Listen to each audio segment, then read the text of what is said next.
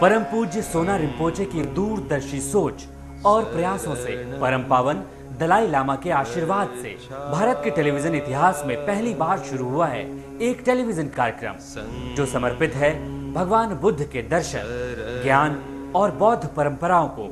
कार्यक्रम में दुनिया के तमाम बड़े बौद्ध धर्मगुरु, बौद्ध ज्योतिष शास्त्री रोज आप तक पहुंचा रहे हैं अमूल्य जानकारियां। सबसे पहले देखिए बौद्ध धर्म से जुड़ी महत्वपूर्ण जानकारियां।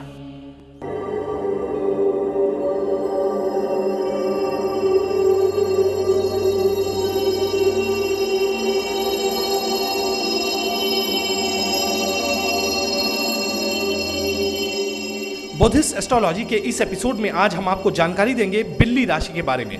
बिल्ली यानी बुद्धिस्ट राशि चक्र में चौथे स्थान पर विराजित राशि। इस राशि का तत्व लकड़ी है। जिस व्यक्ति का जन्म सुबह 5 बजे से 7 बजे के बीच होता है उसकी राशि बिल्ली होती है। इस राशि के लोग बुद्धिमान, चालाक और व्यवहार कुशल होते हैं। ये लोग विवाद और तर्कों से दूर रहने में ही अपनी भलाई समझते हैं। इस राशि के लोग कला और चित्रकारी के क्षेत्र में ख्याति हासिल करते हैं। मिलनसार होना भी इनकी एक बड़ी खासियत होती है।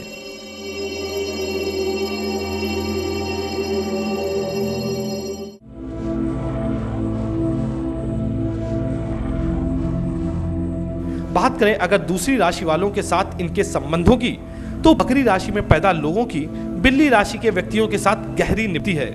दोनों राशि वालों की सोच समान होने की वजह से इनके बीच विवाह संबंध भी टिकाऊ होते हैं। सूअर राशि वाले भी बिल्ली राशि वालों के वफादार दोस्त साबित होते हैं। सूअर जल प्रधान तत्व है और बिल्ली का तत्व लकड़ी है, इसलिए इनका संबंध टिकाऊ होता है। बिल्ली और सूअर राशि के लोग अगर मिलकर व्यवसाय करें तो काफी तरक्की हासिल होती है। वहीं श्वान यानी डॉग राशि वालों को बिल्ली राशि के लोगों से दूर ही रहना चाहिए। अगर आपकी राशि चूहा है तो आपको बिल्ली राशि वालों से दूर ही रहना चाहिए, वरना बिल्ली राशि के लोग आपको बड़ी चपत लगा सकते हैं। वैसे तो टाइगर को बिल्ली प्रजाति का माना जाता है, लेकिन बौद्धिस्ट एस्ट्रोलॉजी के मुताबिक इन दोनों राशियों वाले लोगों को मिलकर कोई कार्य नहीं करना चाहिए, क्योंकि नतीजा सिफर ही आएगा। सर्प राशि वालों को भी बिल्ली राशि वालों के आसपास नहीं फटकना चाहिए। वहीं वृष राशि वाले अगर बिल्ली राशि वालों के साथ संबंध बनाते हैं तो दोनों को काफी फायदा पहुंचेगा। बात करें अगर ड्रैगन राशि की, तो इनका बिल्ली राशि वालों के साथ आध्यात्मिक दृष्टि से बेमेल है, जबकि बिल्ली राशि वालों को अपनी ही राशि यानी बिल्ली राशि वालों से ज्यादा उम्मीदें नहीं रखनी चाहिए। इन दोनों राशियों के लोगों में हमेशा नफरत ही पनपेगी।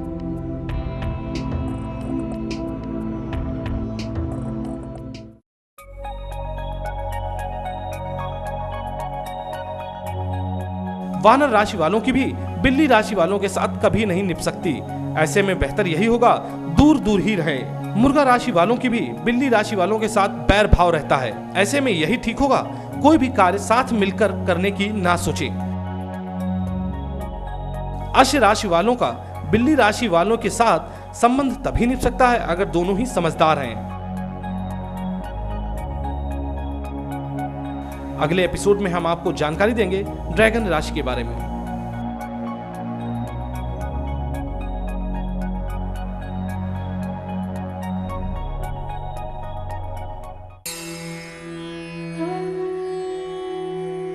कैसे दूर हो आपके जीवन की मुश्किलें, कैसे सवरे आपका करियर, कैसे सफल हो आपका हर काम, क्या कहते हैं आपकी किस्मत के सितारे। जानिए सटीक होने वाली बौद्ध भविष्यवाणियां।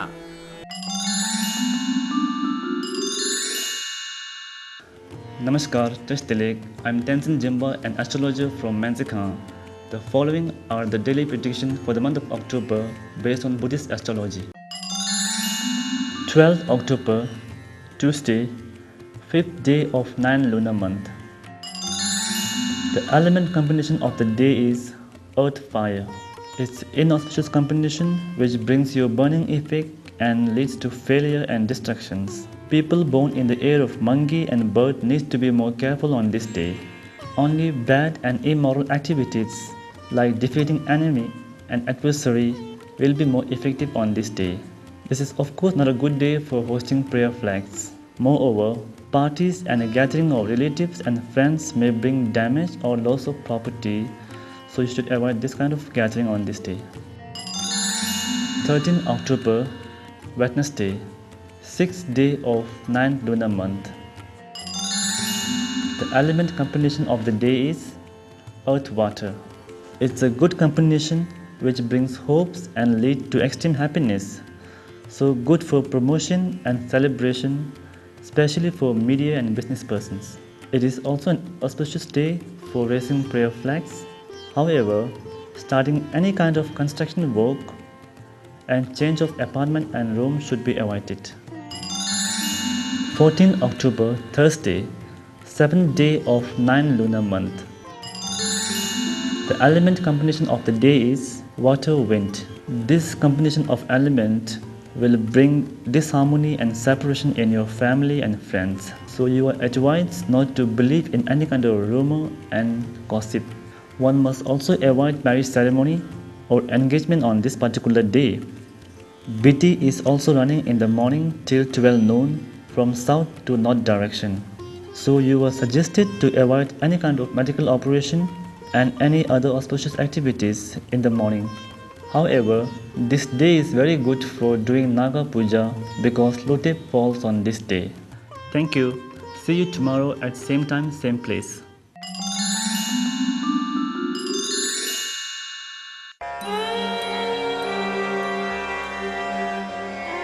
बुद्धं शरणं गच्छामि। क्या है भगवान बुद्ध का दर्शन, बौद्ध धर्म का गूढ़ ज्ञान, कैसे मिले दुख से मुक्ति, कैसे पाएं बुद्धत्व, क्या है धम्मम, क्या है संघम। ये कार्यक्रम आपको हर रोज दे रहा है ऐसे तमाम सवालों के जवाब। आज बौद्ध धर्म के प्रकांड विद्वान प्रोफेसर सैमडोंग रिम्पोचे से जानिए भगवान बुद्ध का दर्शन और बौद्ध धर्म का सही ज्ञान।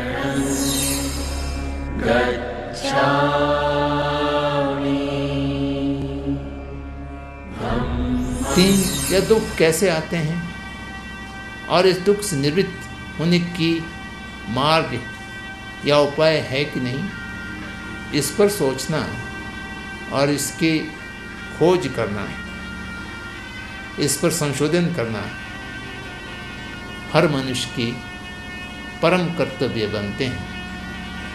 तो इसलिए मुझे ये राज विभव के सुख भुगतने से कुछ होने वाला नहीं है।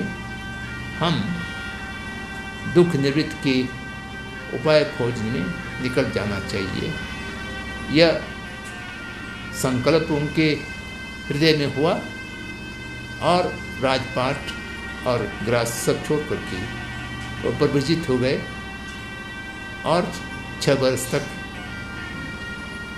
निराजन नदी के तट पर भावना करते रहे, तप करते रहे, बड़े कठिन परिश्रम करके सत्य खोज में रहा। तो ये कारण वो सत्य की खोज में जाने का एकमात्र कारण यही था कि दुख अप्रिय है। दुख निवृत्त पाना मनुष्य की परम उद्देश्य होना चाहिए। यह सोच, यह विचार, यह सत्य की खोज में लोगों को प्रेरित करते हैं। तो इस प्रेरणा से सभी ज्ञान का उदय होता है और सभी धर्मों का उदय होता है। जब सिद्धार्थ गौतम ने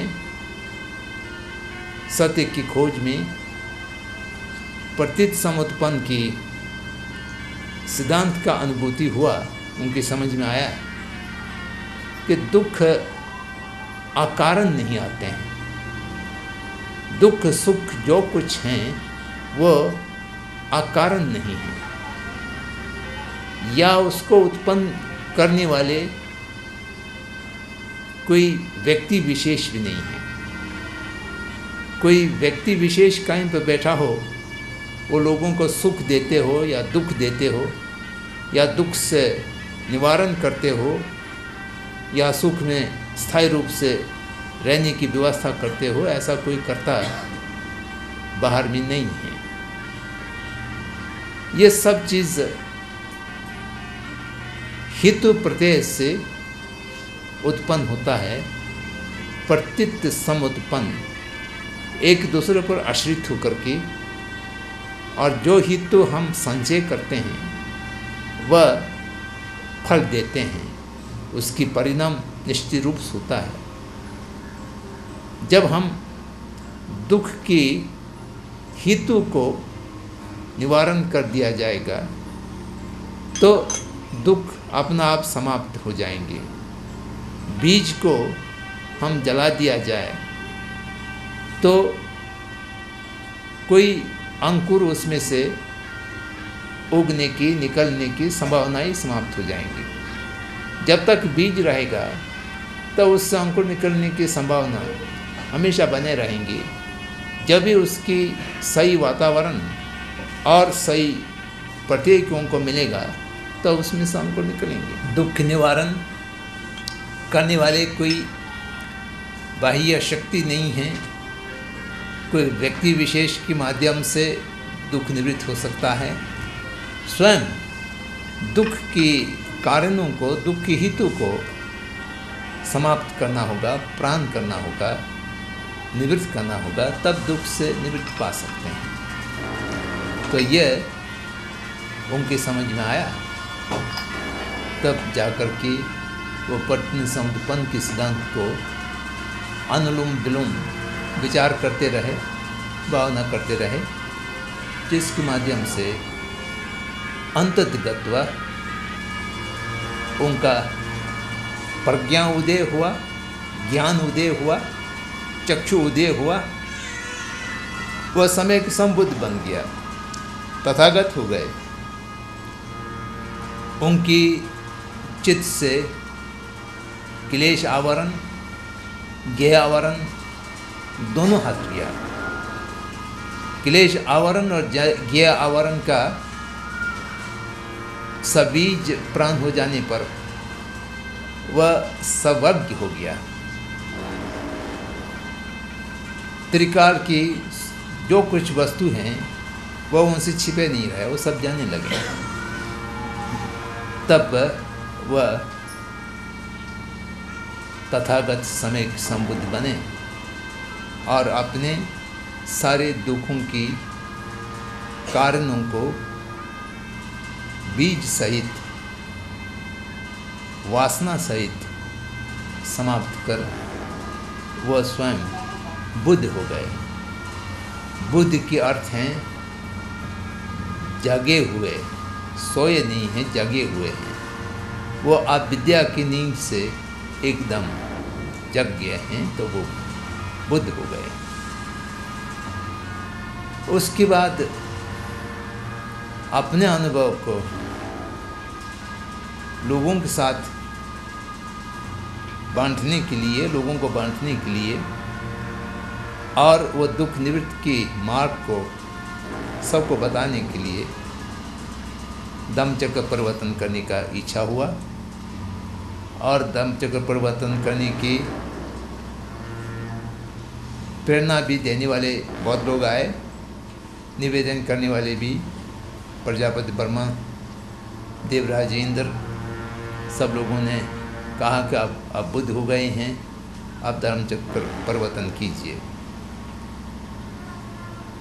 तो उन्होंने पात्रता को देखा कि मेरे धर्मचक्र परिवर्तन की पात्रता कौन है, कहाँ पर है। हर व्यक्ति उनके धर्म को सुनने की सही पात्र नहीं रखते थे, तो इसलिए वो खोजने लगे। तो उन्होंने देखा कि पंचवर्गीय भिक्षु, जो 5 भिक्षु लोग पहले निराजन की तट पर गया में उनके साथ थे, बाद में उनको छोड़ कर के सारनाथ में आ गए थे। ऋषपतन मृगदाव में वो 5 भिक्षु रह रहे थे। तो उनको देखा कि ये सही पात्र हैं, इनको मैं धर्म का उपदेश दूंगा। तो बुद्धत्व प्राप्त करने की 7 सप्ताह के बाद वो बुद्ध गया से चल करके सारनाथ में आए, और सारनाथ में आने के पश्चात 5 वर्गीय भिक्षु से मिला और उनको प्रथम धम्मचक्र उपदेश दिया। जो प्रथम धम्मचक्र उपदेश क्या है, धर्म का उपदेश जो प्रथम क्या दिया है, जो ये प्रथम धम्मचक्र परिवर्तन जिसको कहते हैं, वह संपूर्ण बौद्ध धर्म की उपदेश हैं। बाद में द्वितीय धर्मचक्र परिवर्तन, तृतीय धर्मचक्र परिवर्तन या अनेक हजारों हजार सूतों का, तंत्रों का, धारनियों का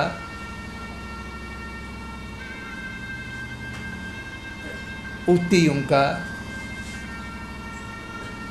उपदेश भगवान ने किया, लेकिन सब कहीं न कहीं रूप से प्रथम धम्मचक्र परिवर्तन में 4 आर्य सत्यों की उपदेश न दिया, उसके व्याख्यान के रूप में, उसके विस्तार के रूप में या उसकी स्पष्टीकरण के रूप में उपदेशित हैं, कहे हुए हैं, कोई पृथक नहीं है। तो संपूर्ण बुद्ध धर्म को अगर 2 शब्द में सन्निहित करना हो, संक्षिप्त करना हो, तो आप कह सकते हैं चतुर्ष आर्य सत्य। 4 आर्य सत्य का जो उपदेश हैं वो भगवान बुद्ध की सारे धर्मों के सार हैं और धर्मों की काया हैं, व्यवस्था हैं, और उससे आप भगवान बुद्ध द्वारा उपदेशित सनातन धर्म को समझ सकते हैं।